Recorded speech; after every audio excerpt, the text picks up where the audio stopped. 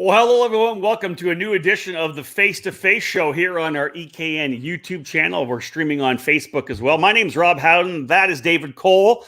It's been a while since we've done one of our Face2Face shows. I've been on the road quite a bit, as has David. So we just really haven't been here to get one out. Every time we're home, we're kind of busting our asses trying to get enough stuff done to get editorial out, whatever it may be. But David, back at it again, kind of into the off season now. A couple more races still to come. Rock Vegas, and of course the 24th running of the Super Nationals in December, but time to fire this back up and talk to some of the players in the sport. It's not really off season, Rob. It's more of the slow season because everybody's amping up for this final push of the last few events that we do have left on the 2021 calendar before we start moving into 2022. So yeah, it's great to have you and Flat Rob here. We'll talk about Flat Rob in a second. Hey, do you remember when we had an off season? Me and Greg were just talking about that. Greg Bell, before we you were on mute and on the phone with Donald Durbin there. There was an off season. It used to be an off season. You know, yeah. November was really kind of Supernats. That was it. The Supernats were in October. At one point, the Supernats were October, and we were done. And then everybody waited for Christmas break because you had Daytona Kart Week. And then January, there may be one or two races because Florida Winter Tour was just establishing itself. Yeah. You know, there wasn't the challenge. There wasn't, WK even tried a winter series. Other programs have tried winter events. So, it's not the same as what it used to be. But, in turn, it's great for the industry because it continues that momentum. There's not that downtime because, again, people are still going to the kart shops and ordering stuff online and getting ready for not only the races coming up, but for the next season. I will say this. It's good to have Flat Rob there behind you. It's nice to have that. I'm always watching what you're doing. That makes me happy. It's only there for the show, Rob. I put it away in the closet. I put it away in the closet with the face turned around. No, it's looking at you the whole time. So, folks, good show coming today as we get things underway again with our face-to-face, our slow season shows. Lots, of course, coming up into the new year. One of the big events that happened just about a little over a week ago, was the IKF International Kart Federation GrandNationals out at the Prairie City Kart Track in Northern California, Rancho Cordova. Donald Durbin and his family running that facility and taking over that a couple of years ago. And what they've been able to do with this racetrack, I think, has been huge for Northern California karting. The passion for the sport and for people and for customer service, open, all week long. And it really has done something to really fire things up. And it's kind of one of the hubs of a lot of excitement in Northern California. They were the host of the IKF GrandNationals this year. And in following it on social media, unbelievable, the success and the positive feedback from everybody that was trackside. So Donald Durbin's going to join us. Greg Bell's with us as well from Leading Edge Motorsports, 25 years as a kart shop in Northern California, Leading Edge and Lodi. They're both going to join us. Let's bring them in right now. We're going to talk IKF GrandNationals. We're going to talk about the state of karting in NorCal. Guys, thank you so much for joining us. I appreciate it. Thank you for having us. Greg, of course, hanging out in the shop. Donald, I think you're probably at home there. I like it. Donald, let's just first and foremost, before we even jump into the GrandNationals, let's talk a little bit about Prairie City Kart Track. How long have you guys kind of been the stewards of that facility? And talk a little bit about what you've kind of done over the last couple of years to really turn it into one of, as I said, the most positive places of karting in NorCal right now. Well, I appreciate that. In the end of 2019, we got the keys per se. And then went in, started doing our thing, putting our touch on it, which was like moving into a new house. You just rearrange, move things here. How do I like it? But really didn't know what to expect. I knew what I wanted out of it. I knew what I wanted to do, but it's been a blast. We had an immediate kind of crisis with COVID. That was the last time we talked, where that put everything on pause. But,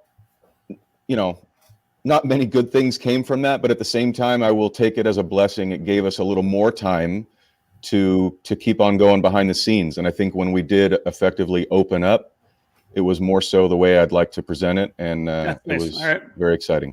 So I think a lot of people in the sport who are in your position, like you and your father, who have been with Cambrian Karting, have been a key industry member in Northern California. We all would like to potentially have a racetrack of our own one time. how exciting is this for you, being able to have a track that you're able to do what, you have all these years as a racer and as a shop owner, you always say, well, I would have done this and I would have done that. Well, now you can do it yourself. I got to think that's a really, it's a positive thing for you to do, but obviously very self-fulfilling as well. 100%. And that's probably the biggest takeaway that I have is it is exciting to go there every morning. I am at home today. Tuesday is my day off. So this worked out great for what we're doing, but I work every day, I promise. Yeah. With that being said, it is exciting. Go to the track, open the gates, look around, and it's like, wow, this is ours. We can do what we want to with it and form it and shape it into, as you said, a positive place. There's a lot of that's the wrong word, anxiety that comes with this sport. We get up early, we're anxious, we want to do well, we want our kids to do well. Something goes wrong, the slightest little thing, somebody runs over your foot with their cart trolley, and it could ruin the afternoon. So I've tried really hard to just remind everybody on the grid at the drivers meeting, hey, we are having a great time. It's competitive. Yeah. I want it to be competitive. But take a look around. You guys are standing shoulder to shoulder right now listening to me talk at this driver's meeting. Why, when you put your helmet on, you want to ruin each other? And I am very proud of what has become of that. In about a year's time, in a year, it went from front noses falling off, half the field not making turn one, to everybody fist pumping on the warm-up lap and showing immense respect on the track. And also, I'm very proud of the racing because it brought back healthy competitiveness. I don't tolerate moving someone out of the way. If you can't pass them elegantly or properly, which is so fun to see, then you quickly get kind of pushed out. And nobody left. Everybody just changed their tune, and there was some really good racing going on. Listen, as a guy that calls a lot of races, that's like music to my heart, because again, you want to see that beautiful pass, right? If somebody beats you to the apex of one corner, they've won that corner. You go battle in the next corner. And it's all about that respect, and I like the elegance of it. I like that line. But I will say this, and this speaks volumes about you and your father and your family. Culture's top down, right? You come in and you kind of say, this is the way we're running our facility. This is the way we're going to run Prairie City Kart Track and our club. And that's going to filter down as long as you stick with it, right? Have you found that? I have. And it took a little while for me to realize that I had a part in it. But just when you come in the gate and you shake someone's hand or you say welcome, it's a big difference from hurry up and move your truck. Park your trailer and get the truck out of here. It starts the tune of the day. So if it's not me, it's my kids or my wife or our awesome staff, and everybody has that same attitude of, we are so thankful you guys are here.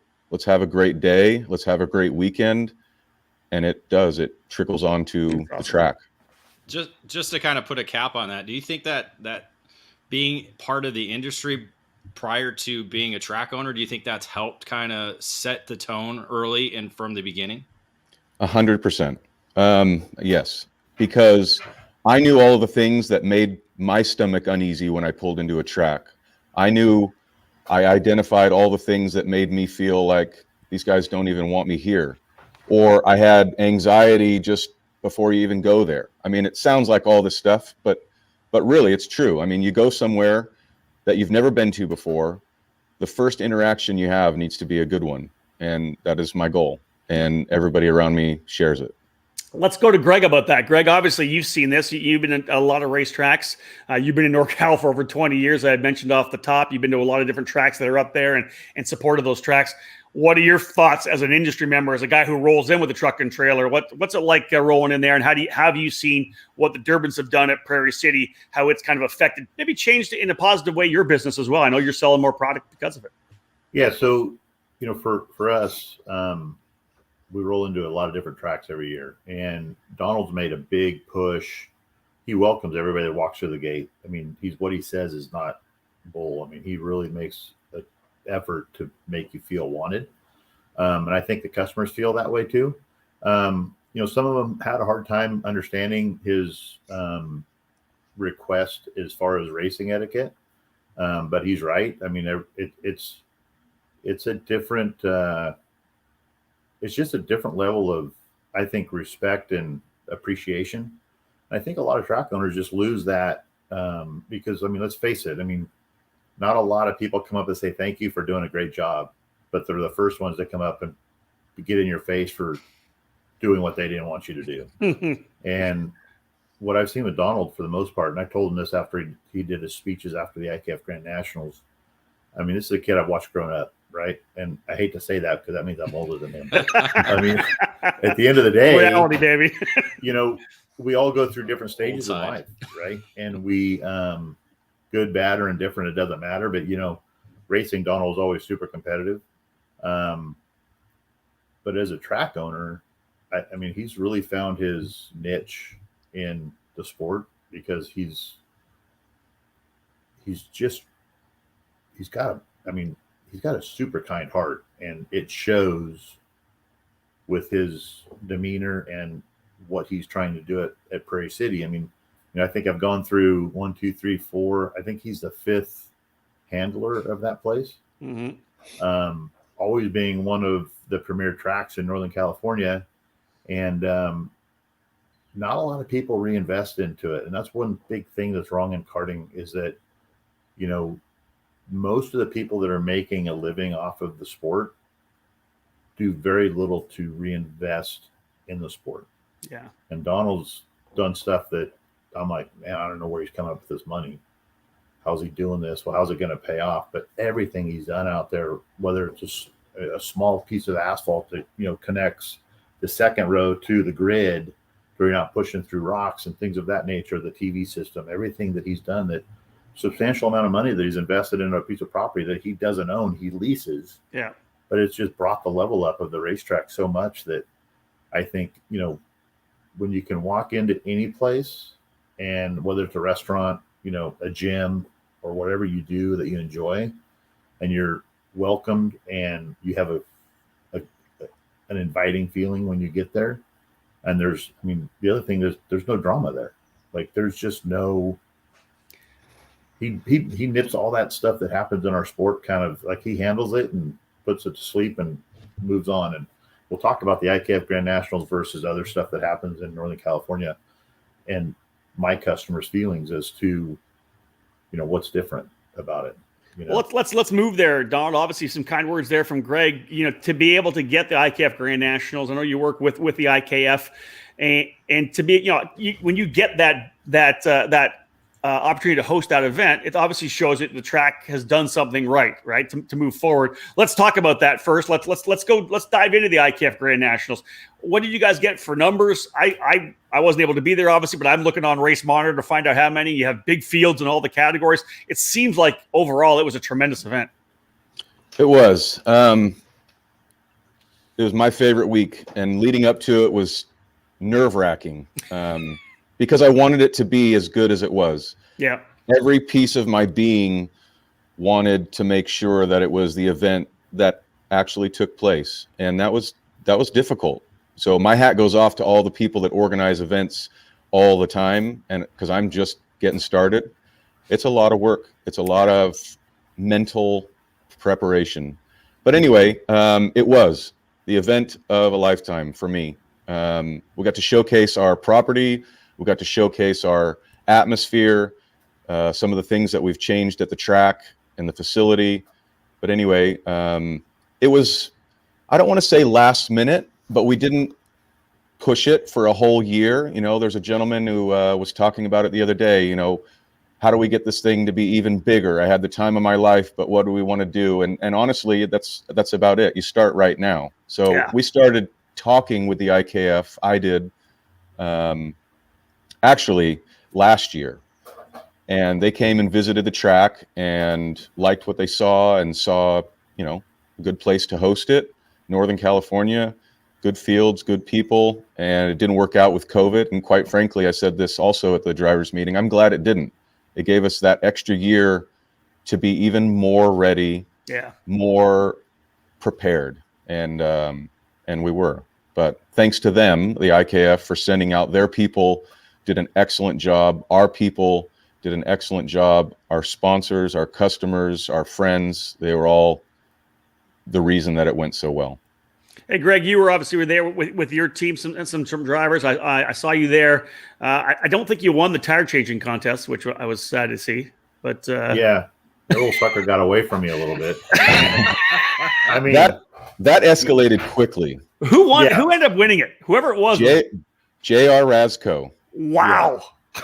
So you look. I mean, nothing against Donald. So he set the rules out early on in the game, and I was unpleasantly surprised what I was going against when I looked over and saw Rasko's tires and he's got them soaked up and everything else. I'm like, well, we're in trouble already. I knew the blues weren't going to come off and on like that, but and then my tire got away from me somehow. I saw that, yeah. And it running out there, and I was like, shoot, I probably could have got second if I kept my tire in place, but.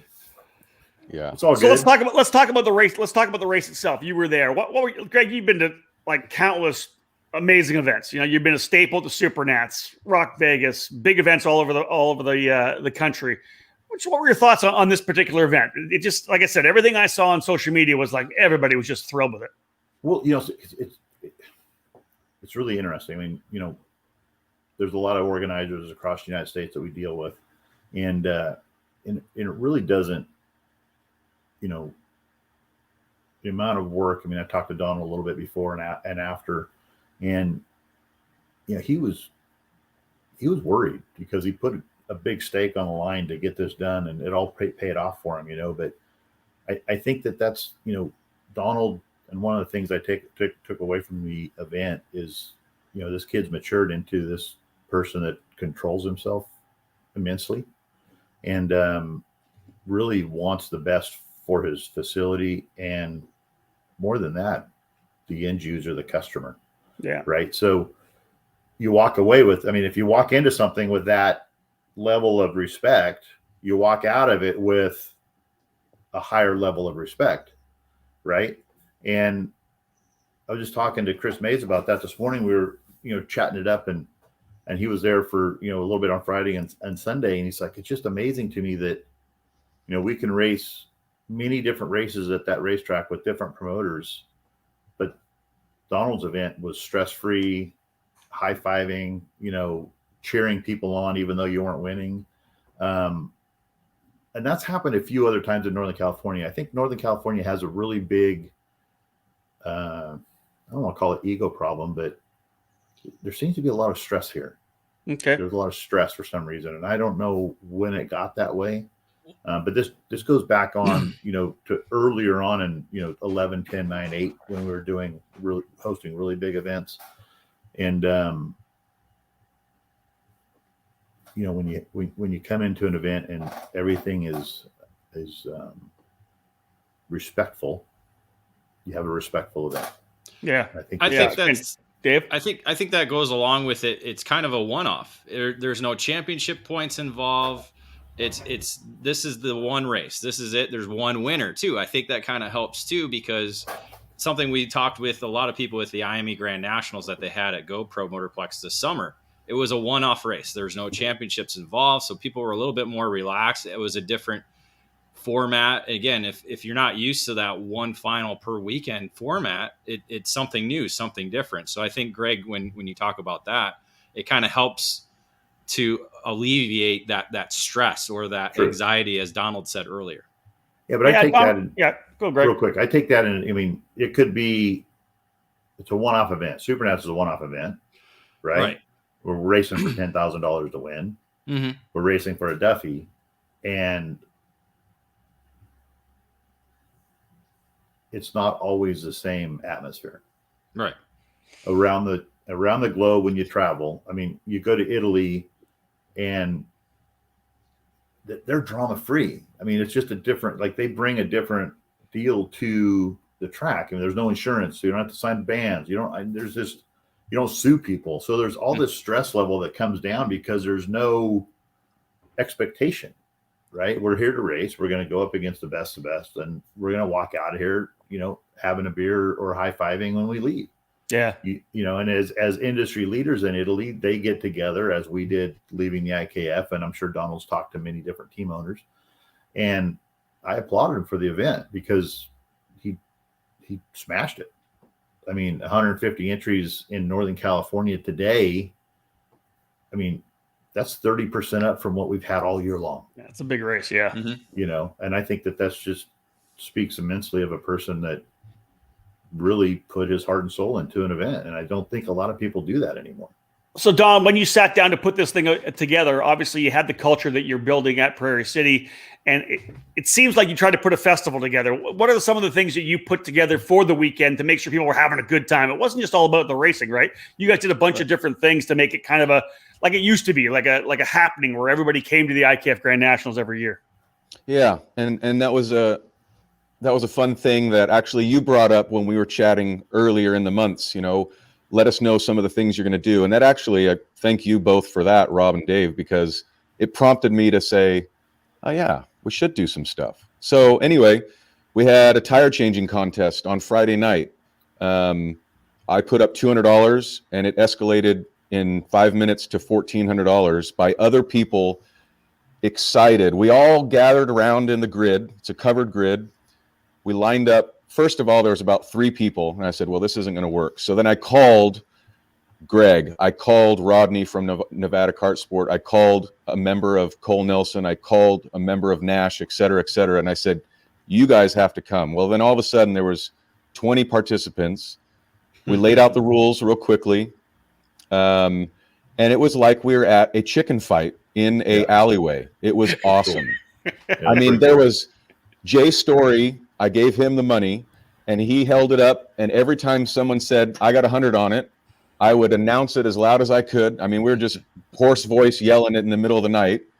All of a sudden, Lloyd Mack brings it up to $800 and KPX brought it up to $900. We're at $1,400 by the time it was done, laid out the rules, counted to 3, and they did it. Anyway, When that was finished, that was the beginning of the culture for the weekend. Because prior to that, I should say, I was very thankful that RLV and Rockland and Folsom Harley-Davidson chipped in, and we had a tri-tip barbecue that fed everybody there. Wow, and there was probably 300 people that stuck around and hung out all night. It was nice. And that was a Friday night? That was Friday night. That set the tone. We handed out drinks. We cooked on a huge trailer barbecue. We walked around. We chatted. Everybody visited each other's pits. And when it was just about time to settle down, then we started this chicken fight in the hallway, and it was great. It was great. But that's it. Listen, isn't that what it's about? Like the key thing you said was you started it off. You have that first day where you set the culture, you set the atmosphere, the tone, right? We're going to have this great dinner. We're going to have a bunch of fun together. We're going to go racing tomorrow. That's something I think a lot of events need to think about. And that's setting that tone for what the event's going to be like from the get-go. Yeah, it was awesome. I was worried that, we've all been in that situation where it's like tomorrow's race, I got to get some sleep, I got to go. But no, I was pleasantly surprised. Everybody was there. So the next day was Saturday. Yeah. And I thought, you know what? We need to do something else.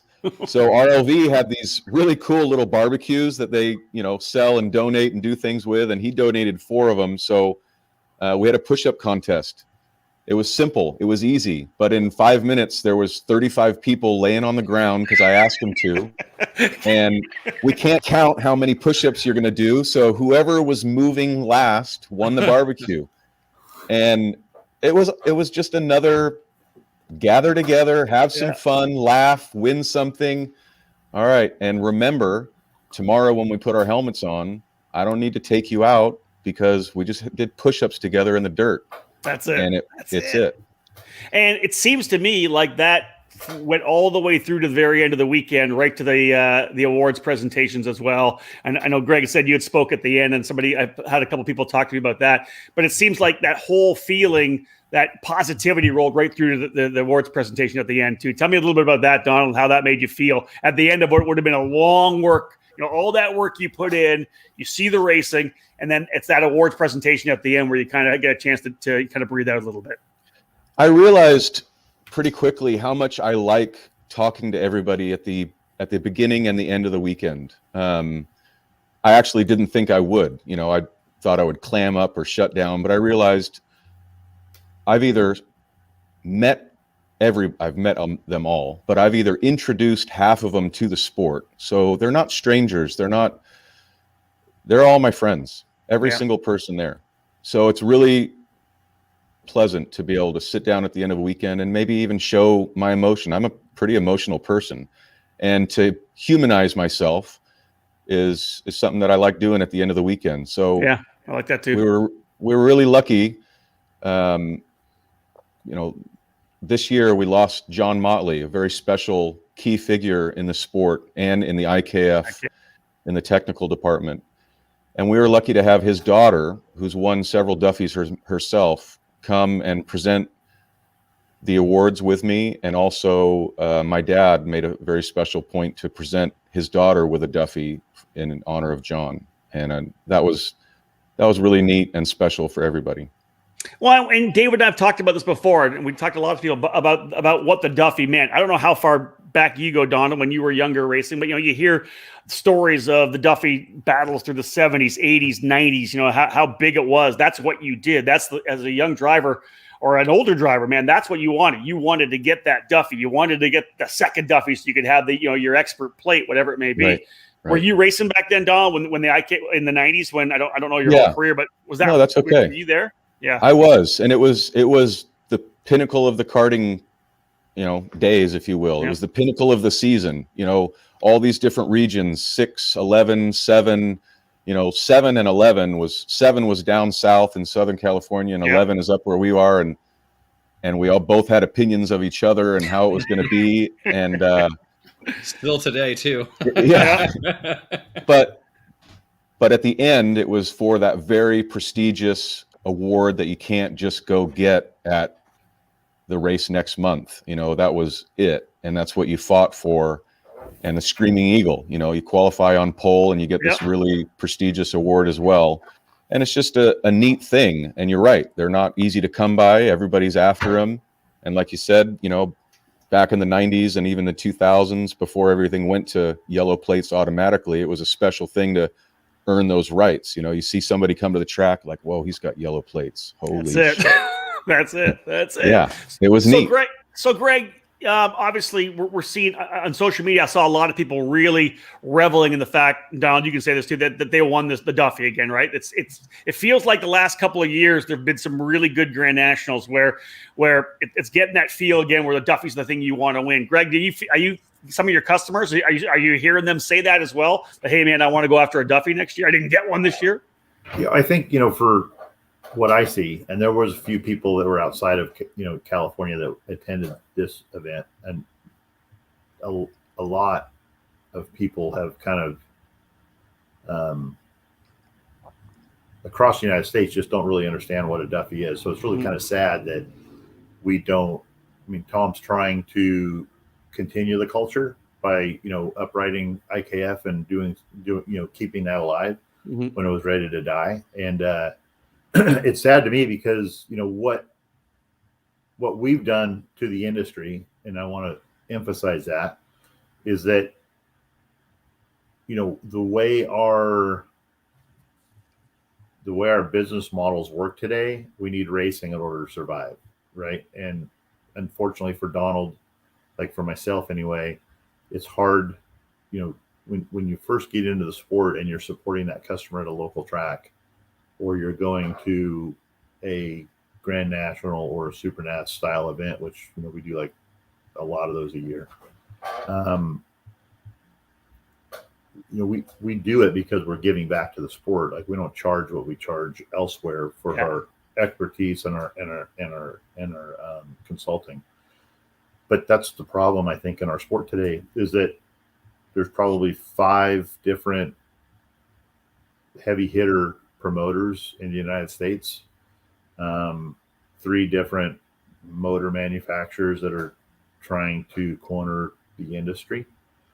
And that takes us away from our backyard a lot, right? And that also, to touch on it a little bit, when the IKF GrandNationals were the race to be at, there was no other races to be at until the early 90s when That's true. the Supernats started happening, and then people would travel to Vegas, because now it's like, I remember first one, I mean, 96 or 97, it's like, hey, we're going to Vegas, we're having a good time. And it felt a lot like Donald's event just did, because, where it's all new and exciting, and it was a big race. I mean, we had 300 to 500 entries, early on in those days. And with IKF not really having a lot of alive regions, it's our duty to try to keep the culture going as industry, leaders, to try to, support it, be there, help it. And I'm at fault. I mean, because there's a lot of times that I haven't gone because I just didn't think it was going to be a big enough turnout over the years when it's been, going up and down. But that also goes to, as somebody was saying on Facebook, and I get what he's saying, why aren't we starting on this now? Donald's like, it took me a year to put this together.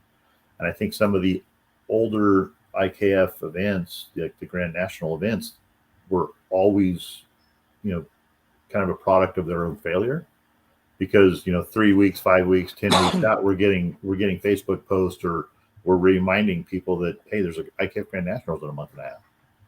Well, people's calendars are already set, right? So to get an immense amount of people into one place, like the Supernats or Rock Vegas, or Pro Kart, or anything else that we do nowadays, because the budgets and everything are pretty hammered by September, October, November, we need to plan it in January.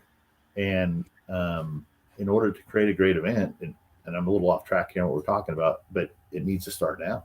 Well, that actually leads into right where I was going, Greg, because the next question is, hey, what do we have to do to be able to keep the Grand Nationals being strong, make it bigger and bigger? We're coming off an amazing event. Donald's obviously the guy that was right there most recently putting a race on that was successful. So, Donald, let me ask you a couple of questions. What do we have to do to make the Grand Nationals keep getting bigger? What Greg's saying is they literally need to announce the next year's venue now.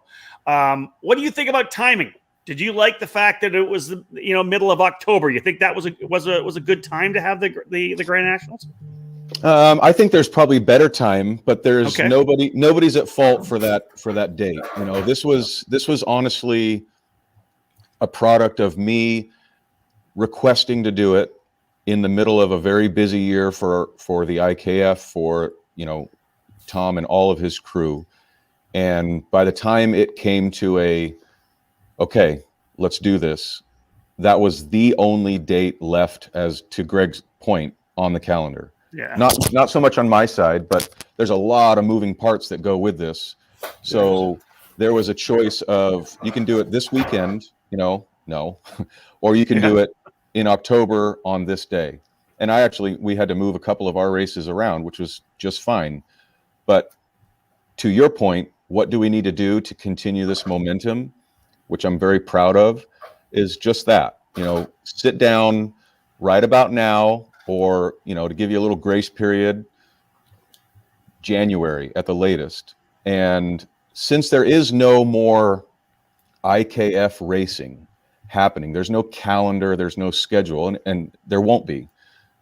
This one race, understanding it a lot more now, we need to pick the host, and then have that host start working hand in hand with some soft promotion right away, put it on the calendar, as Greg said, and then preparing for it, and then leading up to it, hit it hard and make sure everybody's reminded. But I think this will actually work out great, because whoever would like to host it next, they should act on it. Reach out to those guys at the IKF office. Neil was awesome to work with. Tony, Tom, Patty, everybody on their crew was a godsend. Pick up the phone, talk to him. Stan helped me build the parking lot. Tony helped me with everything. Neil came and put his race director hat on and did a fantastic job. And Tom was always checking in on me, making sure that, if I need something, and then there was things that he thought I needed that I didn't think I'd need, and he just sent them. So wow, that's awesome. It was great all the way around. And that was put together poorly, but on my side as far as time frame, but it wasn't what I was thinking about in January. I was thinking about how am I going to throw my first green flag ever as a racetrack operator. So I was thinking about my club races that were going to be very special, important to me, and how are they going to go? And then those just kept growing and growing and getting more comfortable to the point where I was comfortable, because honestly, maybe I didn't want to host this race. I mean, what if I suck at it? So turns out I really love it. Yeah, that's good. Well, that's good. So that's what I would do. Reach out to them, pick the track. The track needs to volunteer themselves. Yep, for sure. And then and then Tony and Neil, they'll drive out, fly out, go check it out, give you advice, talk to you, look around. Tom will show up. He did last year. He came and walked around the whole place with me and said, all right, you got about 100 trailers here that you're storing. What are you going to do with them? And I said, don't worry, they'll be gone. That was a lot of work, but they were gone. Yeah, I can imagine. So obviously Northern California, there's been a couple of them there. Santa Maria, yourself, obviously it's kind of the hotbed for IKF right now. They do run in Texas. They're obviously connected with the Texas Sprint Racing Series. Travis Hammond says, put the IKF Nats back in the Midwest for sprint. What do you think about moving around the country with an event like this, Donald? It's, like you said, the IKF really doesn't have all the regions it used to have again. So it's not like you're really just grabbing racers now, right? Yeah. And you're kind of playing off the brand and you're playing off the prestige of the Duffy and being able to have one of those trophies. Your thoughts on potential? Should it go to Texas? Should it go to the Midwest? Should it go to the Northeast, Pacific Northwest? Is this something you think should be traveling all around the country? Yeah, 100. I mean, for sure. You guys notice that when I talk, I get closer to the camera. I like that. I don't know why I do that. Can't see it, Donald. It should. It shouldn't stay.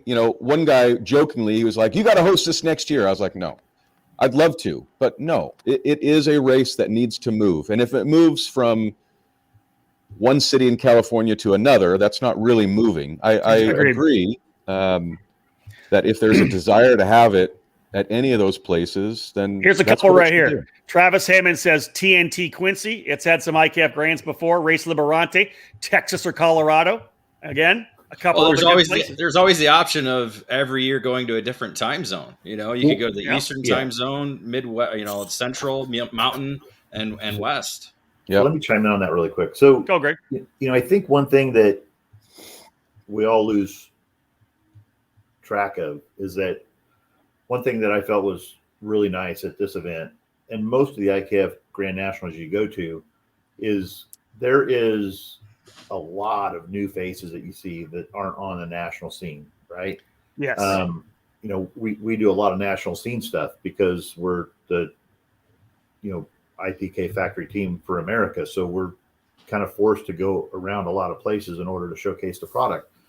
And all of the manufacturers or importers or everything are kind of in that group because, you try to go everywhere. And for me, if you go to an IKF GrandNationals, it's a hotbed for future customers that want to go do the next big thing, or maybe, but I think that starts in the club level stuff. And, Briggs and Stratton have done a really good job of, kind of staging up against other tracks and, the customer and the driver, as far as, this is where you stand in America, basically, this is your position as a driver because of the races you won and everything else.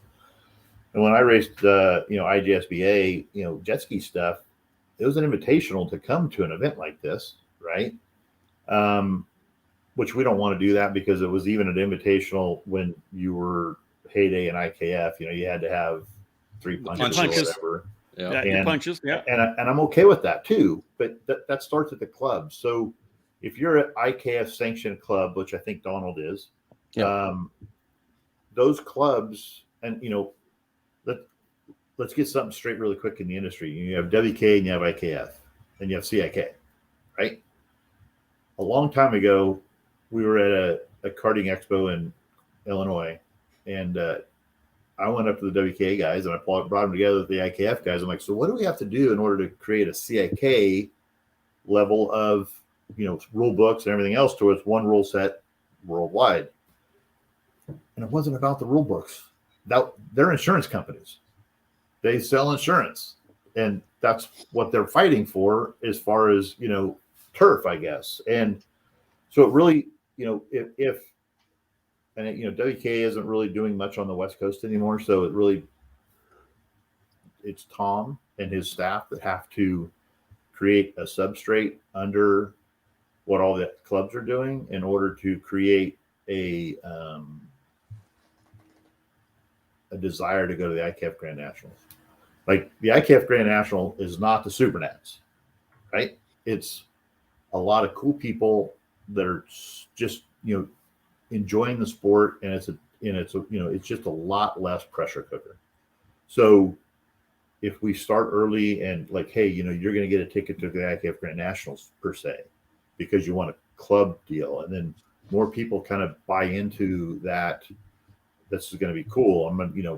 Johnny won a ticket. We're going to try to be Johnny because we're really close to being Johnny here. Now all the top level drivers, and that's what IKF always used to be when we're talking about a yellow plate, and Joey Hand and Allmendinger and all these kids rolled into when I was just getting into the sport, they were already yellow plate holders, and you're like, that's the real deal. I mean, these kids, we can run with those kids and we're close. And I think we've lost a lot of that in our sport as far as, who do we look up to? And if we start that culture at IKF sanctioned facilities, and we push to go to that one big event a year, and it's on everybody's calendar early on to where it's part of, like, I already have 22 dates for 2022 across the United States. Yeah. So like Donald's saying, there's a lot of different things that have to fall into place in order for it to make it logistically possible for all the big teams. And I think all the big teams love to go to events like that because it's a breath of fresh air. It's just a lot less stress and a lot more fun, and you give more time to mingle and, do all the things that we love to do because we love the sport. But I think it starts, to create a big event, we have to educate the user that there's going to be a great big event. And an event like this, the GrandNationals too, it's really not so much still a national event, but it really does. It has in the past drawn a lot of club racers and regional racers, right? So it doesn't need all the big national teams don't really have to go. Those club shops and regional shops really. Right. Donald, do you think maybe they're more the core people that would come to an event like this?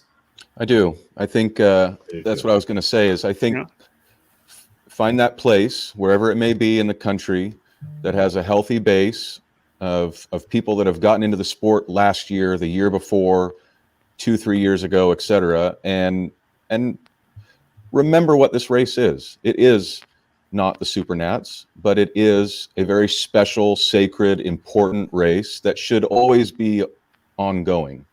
It probably will not be a 300 or 400 entry race, because I think the target audience, and then everybody's invited, but the target audience is that host of teams, shops, and privateers that are not going to travel to Quincy in the Park or the Super Nats, or they are, hey, it's in our state this year, let's do it. I don't know that it's going to be for everybody, let's get on a plane. We were very lucky to have people from Minnesota, Colorado, Oregon, Idaho, Texas. That was great, but it wasn't in droves. It was California, Nevada, and some grateful to have visitors who got on a plane and showed up or drove through the night. And I appreciate all of them for doing that. But it's going to be a host event that we should all try and attend. Here's a really good point. And Cole Nelson brings this up. I can't bring it into the screen because it's just too long. But he mentioned that the CKNA pulls from several states, which results in 300 to 400 races at their GrandNationals. It's really an East Coast program. And you look at the people that come to that event, it's all East Coast, right? It's Florida, North Carolina, eventual draw from Canadians. It's Midwest.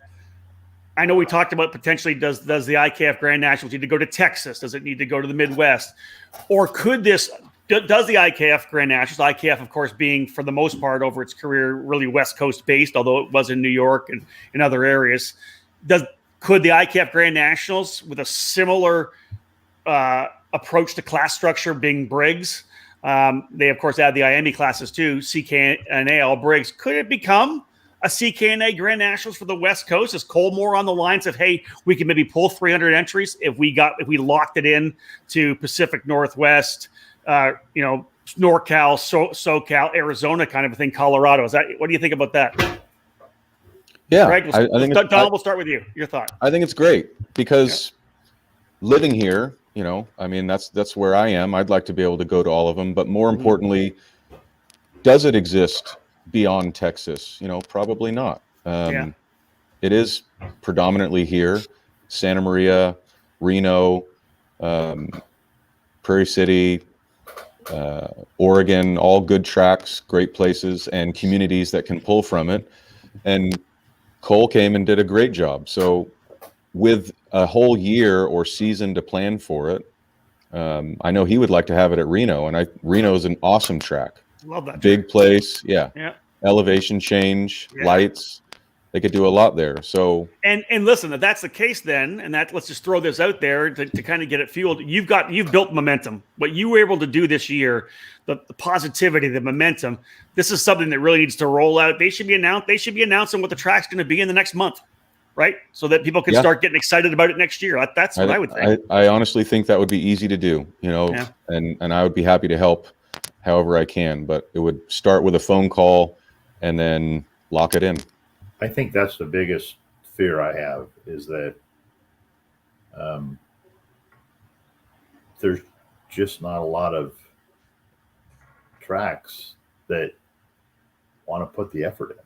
Like that's what I see in Northern California is that Donald, you can see by his growth is because he has invested into his facility. And I'll go back to that is that, he set out to create something special that he felt needed to be in Northern California. We have quite a few great tracks, but not quite a few great attitudes at the tracks. Yeah, Okay? I hear what you're saying. And you can see that in the numbers of the events shrinking, right? And I've said this all year long. I'm like, people don't know what Donald's building here. And I've always been lucky enough to be able to kind of weed through all the stuff that you see. But Donald's been in a unique situation where he's split his race days because of the park's rules or whatever they're asking him to do to try to stay under that 100 number because of COVID. But when that worked out great. Yeah, it does. But it also lets you, build at a smaller scale and kind of get your ducks in a row too, right? And get comfortable dealing with everybody because, you have a lot less participation that it's manageable. But when they all merge, when he merges his deal, he's a 180 strong club. Like no issues. Like he's 180. Our other series in Northern California pull between 30 and 80. I mean, it's sad, but maybe, as an industry, we look at Donald and be like, what's he doing differently than we are? Why is he getting so much participation? His track's just as nice as my track. We put money into our track. Why is this happening? And I think that that's a big part of, what he's created and how the IKF GrandNationals became 150 strong is because he's built a great base program, but also because he has a passion, as we all do as shop owners and whatnot. If we didn't, we probably wouldn't be doing what we do. That's right. And hats off to him. But probably Cole Nelson would be the only other track that I know of in Northern California today that has the drive to do something like Donald's done over the last 2 years. Yeah. To create something special. So it all creates an amazing atmosphere because of the amazing effort. Right? You can't just I'm going to have IKF GrandNationals and do it the same way you're doing all your club stuff because it doesn't work. No, doesn't work. Right. David? That's why you almost have to go to places that do have a strong grassroots program, such as what Donald's built up. Colorado seems to be having a really good program built up throughout that state there. A number of different racetracks you can go to. Texas, same thing. Tri-C down south. I mean, there's a and even the bunch Northwest of organizations that can do it. Yeah, the Northwest. You have can be there with Pat's Acres and a couple other facilities there. Texas with the TPKC is killing it. there's a lot of people, but I think that for the IKF, in my opinion, good or bad, I think the IKF needs to reach out to those facilities that are, following their guideline and their insurance program and everything. Like now, it's like, do you want to host it or do you want to host it? Because I don't think that there's a lot of people in our sport today, like Donald, that has the passion to run the track the way Donald's running it. That's one thing I see. There's a lot of burnout because there's a lot of life in these tracks that, they don't understand that, like, hey, if you treat your customer right, then they continue coming back. That's it. Actions speak louder than words, for sure. All right, Donald, we're getting to the end of an hour show here. Donald, what's up for 2022 for Prairie City Kart Track? What else can you guys do? Like you talked about having split weekends. Are you still doing the split weekends deal, or are we going to be back? Are you still doing that? I'm going to stick with it. I feel guilty because it does hog up an extra weekend in the calendar for other organizations. I don't like that aspect of it. But like Greg said, it was a forced move. When COVID was happening, we had to stay underneath a cap, and now we can do whatever we'd like. But the quality of the event that we can put on with 100 or 110 people is better than a rushed, botched 180 or 200 entry club race. And the staff you need to have to manage that many people. Yeah, but more so just the quality of it. We can actually see what's going on. We can interact with everybody. I brought it back, but we reintroduced 2 heat races and a main event rather than, at least locally, you would always show up and you run a 5-minute qualifying, an 8-lap heat race, a 12-lap main, and time to go home. And that's not why we showed up. So more laps, more time on the track, more time to regain if something goes wrong or prove that you did something right, and still go home at 4:30 or 5 o'clock after trophies and not 8 o'clock at night like it could very well be. Mm-hmm. And when you go somewhere and have a good time, you'll go back. And when you feel like it was an hour and a half before your next heat race and the food truck line was out the door and nobody was there to talk to you, the guy behind the parts counter could barely keep up, I don't want to be greedy. I think I'd rather my goal is just to get both at 100 or more is great, but 100 is just fine.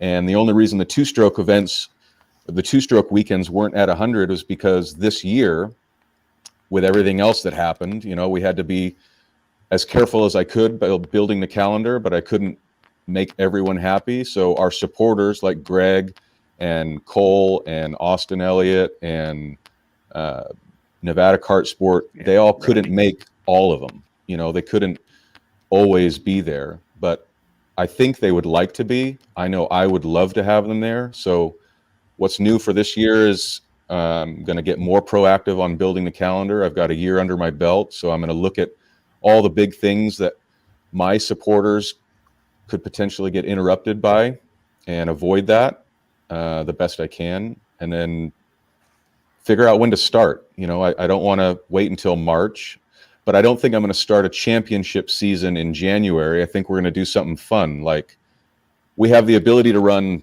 5 or 6 quality different layouts at the track, and I envision a weekend where we do 3 different track layouts on Sunday.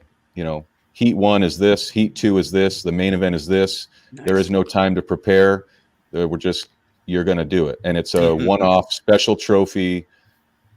At Atwater, we called it the turkey race. We did an oval, we did the short track, we did the long track. That was fun. Yeah. So that's what I'm going to focus on, is bringing back some time slots to keep us engaged, keep the oil warm. But we'll start our season, respectively, probably February, March. But we're going to do some fun stuff leading up to that. That's awesome. Greg, obviously to have Prairie City Kart Track within your region, a great place to be able to base some stuff on. I know that you and I have talked in the last couple of weeks about the fact that you wanted to do some more with Don's facility, plus from regional racing. Man, like you just said, what's 2022 look like for you? Like you said, 22 races already on your schedule. It's pretty crazy. You need to add 8 more. And Donald, I want to. I mean, I do, because I think you're doing a great job in the sport, and I haven't, that I applaud you for everything, because I tell you every time I see you, you're killing it. And for me, it's like, support those who support the sport, and that's a big thing.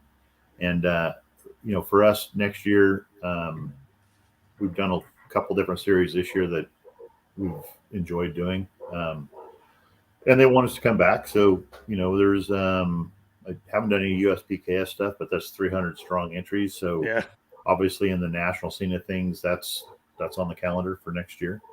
We're going to split our program up. We're putting a truck and trailer in North Carolina, to where logistically it's not a nightmare for me, and it's easy to get on a plane in and out, to where just 2 things. One is it takes your budget and greatly reduces it.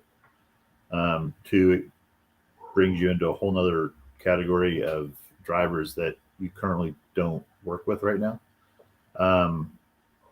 But I'm not leaving Northern California. I just feel that besides Donald, there's a lot of not sure what is going on in Northern California. I mean, Donald,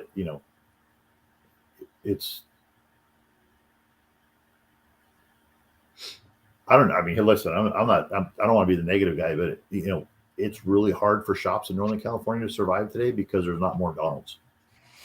Okay. Yeah, I get that. It's listen, a strong, vibrant club is what allows shops and more than one, right? Allows clubs or like the local kart tracks to be vibrant. They got to be selling product. Got to be going through consumables. That's what it takes for a kart shop to keep going. Right. And the bricks and mortar thing. Honestly, I mean, being in this industry for, I hate to say it, over 25 years, or I love to say it, whatever you want to say.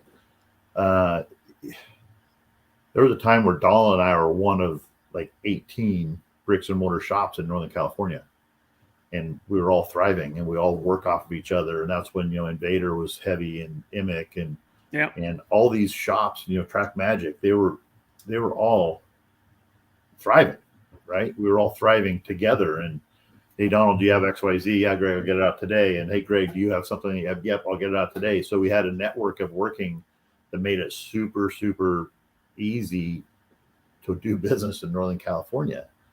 The industry has changed so much in the last 10 years that Donald, myself, I'm not sure if Aluminos is full time. I mean, like, my front doors are locked since COVID, and I was always debating whether to go appointment only for quite a few years because of the industry scope in Northern California.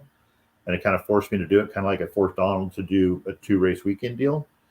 I like it, because now I can 100% focus on my clientele, and I can weed out the nickel dime stuff that comes in that's all, fun cart or, GoPed. And I know Donald does a lot of that stuff in his bricks and mortar store. But, for us, it's like, once every month we get a call for something like that. So it's not something we're going to stock or try to play in that field. But besides those 3 shops, I mean, there's no other bricks and mortar shops in Northern California. I mean, I think Austin, and I'm not sure if he's doing it full time or he's doing it, with Speed Sense part time. I'm not sure on that, because I know that he just moved into a building, which is a happy sight, because I'm in the mindset that the more promotion there is, the more shops that need to feed off the area, the bigger the area is going to get. Yeah. And with Donald and I, being really Northern California, and correct me if I'm wrong, Donald, because I mean, it's hard for one gas station. Yeah, one gas station is going to kill it on the corner, but they don't have any competition, right? So if you're one gas station on that corner, you're going to be like, hey, those guys are $4 a gallon. But I can go over, 5 blocks away, and there's 4 gas stations on this corner, and they're fighting for fuel. I can get it for $3.80. So the more competition we have in sales and everything, the better it is for the region. And we don't have a lot of that going on. Like, there's not a lot of inventory in Northern California today. It's pretty crazy to me. But we're not growing in a time where, in my belief, we should be killing it. And the sport and growing. I say that in Northern California, our sales elsewise, we're 30% up for the year, over 19. I mean, we're killing it. But it's also because we're hustling, and we're in a lot of different states in a lot of different weeks. That's what it takes. Yeah, and Donald, obviously you're doing it at home, right? You're growing, like you said. You've got guys coming into the track on the rental program. You're taking them and bringing them into the sport, which you're essentially kind of building your own customers coming out of the rental program. Yeah, but I'm not doing it alone, and I think it's fair to say that I'm grateful to have Greg support when he can. Rodney is in Nevada, and he's always driving down, and he's bringing a lot of folks. Cole Nelson's always making the drive. Austin Elliott is in a shop full time, and he's always out there. Awesome. Austin's a good guy, man. So it's not alone. What it is I'm lucky enough to be a place that they want to go, and just like you've all talked about, once that happens, well, I don't want to go there and be alone. So let's go there. Let's go there. Let's go there. Their phone rings and says, "Yep, we're going to be at the Prairie City Club this weekend." So they bring their customers. That's what's happening. It turns out it's a nice place to be. Yeah. But I'm lucky to have everybody around me wanting to go to the same spot. That's numbers breed numbers. We've talked about that, right, David? Right. All the time. All the time. Well, listen, both of you, congratulations on your successes in 2022. Greg, of course, a great season. Looks like things are going to be big for you. Some expansion east, as you said, for next year in the USPKS. But Donald, man, hearing Greg talk about it and everybody's that said things, you guys have done such good work at Prairie City. And listen, if the IKF GrandNationals can get some momentum rolling into 2022 and beyond, we'll definitely be able to look back at what you've been able to do this past year. Congratulations on a great event here this season. Thank you very much. Well, guys, we'll wrap things up here right now. Greg Bell, thank you for joining me. Donald Durbin from Prairie City Kart Track. David, we can drop those guys off. It's the IKF program. When I first got into the sport in the mid-'90s, and working for my magazine in Canada called Performance Racing News, then I picked up the position as the editor at large for National Kart News. One of the big things was the IKF GrandNationals. Man, I learned that really, really quickly. The chase for the Duffy, and then being able to see that kind of develop and then fade away a little bit in the 2000s, which was sad. I like seeing it come back because it's an iconic trophy in our sport, and I think history is something that we have in the sport of karting. It's something we got to take care of, and I love seeing on social media people really getting excited about being able to chase after a Duffy again. Well, it's something we've written about multiple times on the website. It's one of the most coveted trophies to have. And as you said, it's it's lost that luster. But now we're having the event come back and people are like, well, what's this trophy all about? So again, you have to reteach a new generation of karters because, again, with our sport, the average lifespan was 3 years. So that's it, right? You're into year 30 now or 25, somewhere in that range there. So, but as you saw in our chat, there's a lot of people that want to win a Duffy. They understand what it is. Yeah. There's people that are West Coast based that are now living out on the East Coast or Race Liberante, and some others that are like, man, yeah, I want to race for a Duffy. So we've always talked about, should the Duffy go to another event? We've talked about that in the past, and maybe it doesn't have to now that it has that momentum built with this event from the past year. They were up at Pat's Acres, I believe, or somewhere else in previous years as well. So it's kind of hopefully getting that momentum back. Well, it's the growth of the categories that run for the GrandNationals, which is the IAME 2-cycle categories and the Briggs 206 continue to grow. So the engine's there, the platforms are there. And again, coming off this great event this year, hopefully they can get the new venue planned and the date out there so we can promote it as well. But the bottom line is this, David, when it comes down to this particular podcast, just to see what Donald Durbin and his family have been able to do at Prairie City, we just need more Donald Durbins in the sport, right? We need more people with that kind of passion for not only having a track and being a track owner and a promoter, but also the customer service side of it as well. You and I keep talking about the fact this sport is about having fun, getting out and having fun, being able to race. It's not always about the top 5% who run national level and try to become pros. For the most part, the foundation of our sport are club racers who just want to go out and be able to race. Yeah, maybe it's because he's gotten to that certain age now where he understands that karting is fun, and it's But he's got enough championships on the resume. Exactly, right? We don't have either of those, but we have age, so we're kind of at least similar in that role. But yeah, it's just, again, that's what we're here for. People talk about how it's a hobby. Well, it is a hobby, but it's also a lifestyle. Yeah, it is. The Durbin family, it's been their lifestyle. It's been their their income. It's been their way of life. So there's very few of those. You have the Dismore and Adams family in Newcastle and other places across the country. But again, it's a very small list of people that have that passion and that drive to want to just, again, put on an event that people are going to remember and talk about. That's it. And this one they were talking about, folks, the IKF, the International Kart Federation, their Grand Nationals this past month, October 15th to 17th was when they had it at Prairie City. A lot of great feedback. We had a lot of information from people too saying they absolutely loved it. Maybe this is that cool thing that people will go, hey, they did it this way. We'll try it that way as well. Let's hope that this event continues to grow, and that Duffy, which is so important to so many people in their careers and their memories of the sport, continues to get that position it deserves in, of course, the sport of karting. Big thank you to Donald Durbin for joining us. Greg Bell from Leading Edge Motorsports. David, thank you so much, folks. Those of you tuning in, this will be a podcast very soon as well. Lots more face-to-faces to come. Some of you talked about bringing more people on, some of the other industry players from Northern California. We've already talked about that. That's in the works.